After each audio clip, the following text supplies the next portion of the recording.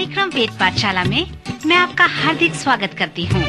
प्रिय श्रोता, परमेश्वर का वचन जीवित, पवित्र एवं सामर्थी है। आशा है कि आज के वचन से आपको आत्मिक लाभ होगा।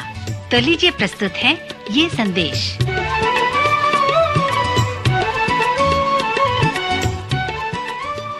प्रिय श्रोता, प्रेमी प्रभु यीशु के पवित्र नाम में आपको हमारा नमस्कार। आज के बाइबल अध्ययन में हम आपका और सभी नए श्रोताओं का स्वागत करते हैं। मित्र, परमेश्वर के पवित्र वचन का अध्ययन प्रतिदिन करने का उद्देश्य यह है कि हम अपने जीवन के लिए परमेश्वर के महान उद्देश्यों को समझ सकें और उसकी सच्चाइयों को अपने जीवन में लागू कर सकें। इन दिनों में हम निर्गमन की पुस्तक में से मूसा के जीवन का अध्ययन कर रहे हैं। मूसा के दूसरे 40 वर्ष के आखिरी दिनों में, अर्थात उसके 40 से 80 वर्ष की उम्र में उसे एक बहुत बड़ा अनुभव हुआ।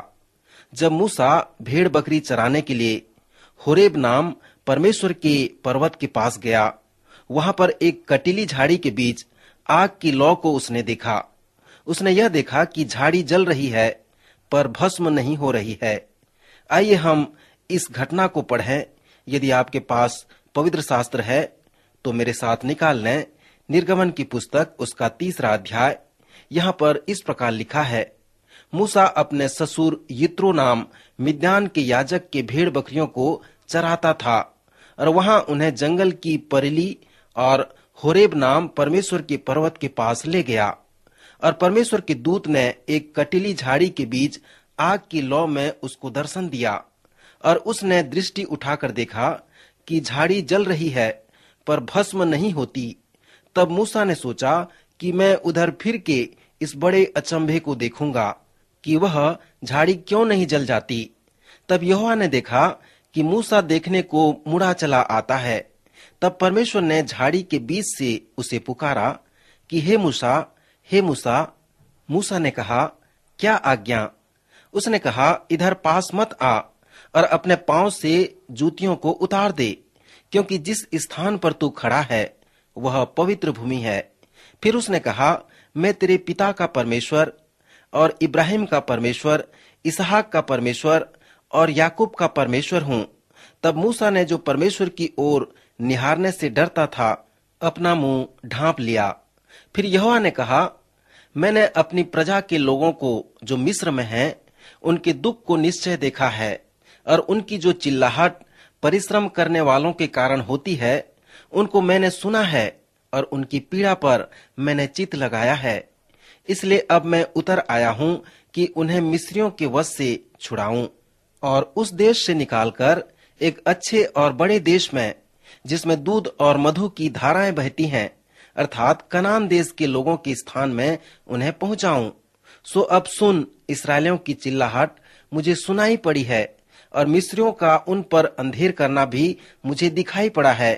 इसलिए आ, मैं तुझे फिरौन के पास भेजता हूँ कि तू मेरी इस्राएली प्रजा को मिस्र से निकाल ले आए। तब मूसा ने परमेश्वर से कहा, मैं कौन हूँ जो फिरौन के पास जाऊं और इस्राएलियों को मिस्र से निकाल ले आऊं? उसने कहा, निश्चय मैं तेरे संग रहूंगा। सो मित्र, जैसे हमने आपको बताया कि मूसा 40 वर्ष परमेश्वर की प्रशिक्षण संस्थान में गया और यह उसका उपाधि प्राप्त करने का समय था। जलती हुई झाड़ी के पास परमेश्वर ने मूसा से कहा, मूसा, अब तूने समस्या को देख लिया है और जान गया है और तू अपने लोगों पर तरस भी खाता है और तू उनके लिए कुछ करना भी चाहता है। मूसा, यह अच्छी बात है, पर महत्वपूर्ण बात यह है कि तूने ही नहीं देखा है और तू ही ने उनकी सुधि नहीं लेना चाहता। परंतु मूसा, मैंने भी उनकी समस्याओं को देखा है, मैंने भी उनकी ओर दुहाई सुनी है और मैंने भी उनकी पीड़ा व दुख पर चित्त लगाया है। इसलिए मैं उनके लिए कुछ करना चाहता हूँ। श्रोता, उसके पश्चात आप अपने मन में यह सोच सकते हैं कि मूसा परमेश्वर से कहा होगा कि हाँ प्रभु, सचमुच में यह बहुत बड़ी बात है, पर अब मुझे जाने दे कि मैं अपने भेड़ बकरी की रखवाली करूं। परंतु परमेश्वर ने उससे कहा, इसलिए मूसा आ, मैं तुझे फिरौन के पास भेजता हूं कि तू मेरी इस्राएली प्रजा को मिस्र से निकाल ले आए और तब मूसा परमेश्वर से कहता है, मैं कौन हूं प्रभु, और तू मेरे को क्यों चयन कर रहा है। श्रोता, आप यहाँ पर देखें, यह मूसा के जीवन का दूसरा 40 वर्ष का समय था। यहाँ पर परमेश्वर पिता मूसा को कायल करने का प्रयास कर रहे हैं और उसे कह रहे हैं, मूसा अब तू विशेष व्यक्ति बन गया है, क्योंकि उसके जीवन के प्रथम 40 वर्ष में परमेश्वर ने उसे सिखाया था कि तू कुछ भी नहीं है, परंतु अब तू कुछ हो गया है और तू कुछ कर सकता है। अब हम मूसा के अंतिम 40 वर्ष के जीवन को देखेंगे और हम जानते हैं कि निर्गमन की पुस्तक की कहानी एक नाटकी जैसा है। D.L. मूडी के अनुसार परमेश्वर को मूसा सिखाना चाह रहे हैं कि जिसने यह सीखा है कि वह कुछ भी नहीं है, उसी से परमेश्वर कुछ करना चाहता है। यहाँ पर हम इसे नम्रता कह सकते हैं। मित्र, नम्रता क्या है? यह बहुत ही कठिन बात है जिसे हम परिभाषित नहीं कर सकते। हम कह सकते हैं कि परमेश्वर जो कार्य मूसा के द्वारा करवाना चाहता है कि वह परमेश्वर के चुने हुए लोगों का छुटकारा दिलाने वाला बने, यह उसके लिए नम्रता है। दूसरे शब्दों में हम इसे इस प्रकार समझ सकते हैं, मूसा को फिरौन के पास जाना है और अपने लोगों के छुटकारे की मांग करनी है और उसे यह अनुभव करना है कि जो कुछ भी नहीं है उसके द्वारा परमेश्वर कुछ करना चाहता है। मेरे मित्र, क्या आप कभी विचार कर सकते हैं कि क्यों मूसा ने परमेश्वर से ऐसा प्रश्न पूछा कि मैं कौन हूं प्रभु? थोड़ा समय इस पर विचार करें। मूसा कौन था? यदि आप उस स्थान में होते तो क्या आप उन लोगों के छुटकारे के लिए मूसा को भेजते? क्योंकि सबसे पहले यह बताया गया है कि मूसा एक हत्यारा था, लोगों का शत्रु था। क्या आप एक हत्यारे को भेजते?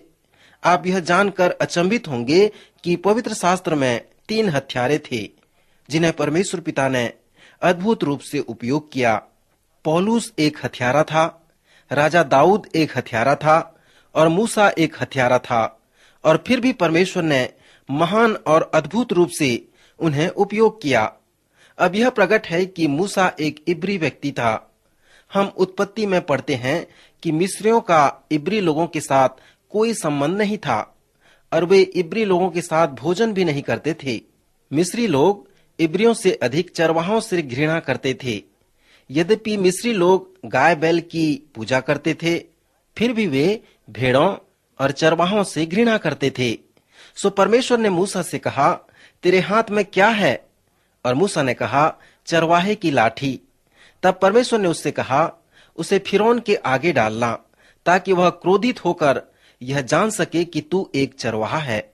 सो मित्र, इस तरह से हम देखते हैं कि मूसा एक इब्री, एक हत्यारा, एक चरवाहा और एक गोद लिया हुआ पुत्र है, जिसने 40 वर्ष तक फिरौन के घर में रहा और वहां पर एक मिस्री की हत्या कर फिरौन के सामने से भाग निकला। सो क्या वह सचमुच में योग्य है कि वह परमेश्वर के लोगों का छुटकारा दिलाने वाला बने? यदि किसी को इस विषय पर पूछा जाए तो उसका उत्तर नहीं में होगा। वो कहेगा, मूसा इसके योग्य नहीं है। परंतु यहाँ पर हम देखते हैं कि ऐसे व्यक्ति जो मनुष्य की दृष्टि में योग्य नहीं है, परमेश्वर उसे इस महत्वपूर्ण कार्य के लिए बुलाता है कि वह परमेश्वर के लोगों को जो मिस्र की गुलामी में पड़े हैं, उन्हें वह छुटकारा दिलाए। ऐसी परिस्थिति में यदि वह व्यक्ति यह विश्वास करे कि मैं तो कुछ भी नहीं हूं, परंतु यदि परमेश्वर मुझ में होकर इस कार्य को करना चाहता है, तो यह संभव हो सकता है। यदि आप मूसा की बुलाहट और उसके कार्य के ऊपर ध्यान करेंगे तो इस उदाहरण के सच्चाई को आप स्पष्ट रूप से समझ सकते हैं। यदि हम परमेश्वर द्वारा उपयोग होना चाहते हैं और अपने कुछ मित्रों को जो पाप की गुलामी में पड़े हैं छुटकारा दिलाना चाहते हैं और परमेश्वर का छुटकारा दिलाने वाला एक औजार बनना चाहते हैं, तो यह कभी न भूलें कि हम छुटकारा दिलाने वाला नहीं है, परंतु परमेश्वर है। मेरे एक गुरु थे, वे कहते थे, जब आप किसी को उद्धार की ओर और मसीह की ओर मार्गदर्शन करते हो तो आप परमेश्वर का एक साधन बन जाते हो। तो उसका करने वाला आप नहीं, परंतु परमेश्वर स्वयं होता है। जिस तरह से परमेश्वर ने मूसा को बुलाया, उसी तरह से यदि वो आपको बुलाता है कि आप उन लोगों का जो पाप की गुलामी में पड़े हैं उनका छुड़ाने वाला हो, तो परमेश्वर आपके अंदर नम्रता को उत्पन्न करता है। और मैं सोचता हूँ कि उस अद्भुत कार्य को कौन पूरा करेगा। उसे समझना ही नम्रता की एक अच्छी परिभाषा है।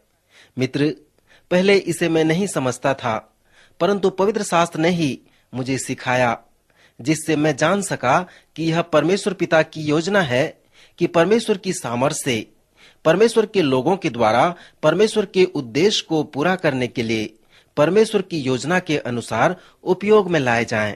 और जब हम इसे नए नियम में देखते हैं, जब वे कोठरी में थे तो प्रभु ने चेलों से यही बात कही थी और यह भी कहा कि जो काम मैं अपने पिता के नाम से करता हूँ और उन वचनों को जो मैं कहता हूँ वो सब सत्य है, क्योंकि मैं और पिता एक हैं। और उसके पश्चात प्रभु ने उन्हें यह भी कहा कि मैं तुमसे अलग होने जा रहा हूँ, और जब तुमसे अलग हो जाऊंगा, अपने पिता के पास जाऊंगा, तब पवित्र आत्मा आएगा और तुम्हें सब सत्य की बातें बतलाएगा, और वह तुम्हें इसके योग्य बनाएगा कि तुम मेरे वचनों का प्रचार करो और मेरे कार्य में बने रह सको। संक्षिप्त में हम इसे इस तरह समझ सकते हैं मित्र, कि प्रभु यीशु मसीह ने कहा, परमेश्वर का कार्य इस पृथ्वी में मेरे द्वारा बोला और किया जाएगा, क्योंकि मैं और पिता एक हैं। यदि आप पवित्र आत्मा के साथ बने रहोगे तो मेरा कार्य आपके द्वारा पूरा किया जाएगा और मेरा वचन आपके द्वारा प्रचार किया जाएगा। प्रभु ने यह भी कहा कि जिस तरह से यदि दाखलता डाली में बनी न रहे तो अपने आप नहीं फल सकता, और यदि तुम भी मुझ में बने न रहो तो नहीं फल सकते, क्योंकि मुझसे अलग होकर तुम कुछ भी नहीं कर सकते। मित्रवर, इस उदाहरण में प्रभु यीशु मसीह दो बातें कहना चाहते हैं। पहली बात कि मेरे बिना तुम कुछ भी नहीं कर सकते, और दूसरी बात कि तुम्हारे बिना मैं कुछ नहीं करूंगा। आप जानते हैं कि फल जो है दाखलता में नहीं बढ़ती, परंतु डाली में फलती और बढ़ती है। सो इस उदाहरण में प्रभु यीशु मसीह दाखलता हैं और वे डालियों की खोज में हैं। मेरे मित्र, निर्गमन की पुस्तक में भी परमेश्वर यही चाहते हैं। वो दाखलता हैं और डालियों को देख रहे हैं, उसकी खोज कर रहे हैं। परमेश्वर पिता बिना औजार के, बिना साधन के कार्य नहीं करता, इसलिए उसने मूसा का चयन किया और उसे बुलाकर और सेवा सौंपकर उसे कायल किया और कहा, मूसा, तू कुछ भी नहीं कर सकता और तू कुछ भी नहीं है और तू इस कार्य को करने वाला नहीं है, परंतु मैं तेरे संग हूँ और मैं तुझ में होकर इस कार्य को करूंगा।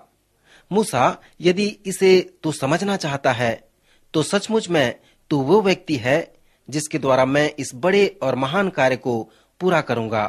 प्रभु आज के वचन के द्वारा आप सबों को आशीष दे, आपकी सहायता करे। अभी आप सुन रहे थे कार्यक्रम वेद पाठशाला। श्रोता, हमें विश्वास है कि इस कार्यक्रम के द्वारा आपको आशीष मिली है।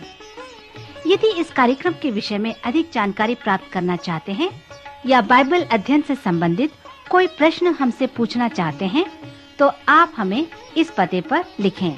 हमारा पता है कार्यक्रम Ved Pathshala, Vishwavani, post box number 731, Faridabad 7, Haryana. पता एक बार फिर से सुन लीजिए। कार्यक्रम Ved Pathshala, Vishwavani, post box number 731, Faridabad 7, Haryana. तो इसी के साथ आज के कार्यक्रम का समय यहीं पर समाप्त होता है। अगले कार्यक्रम में आपसे फिर भेंट होगी। तब तक के लिए हमें आज्ञा दीजिए। नमस्कार।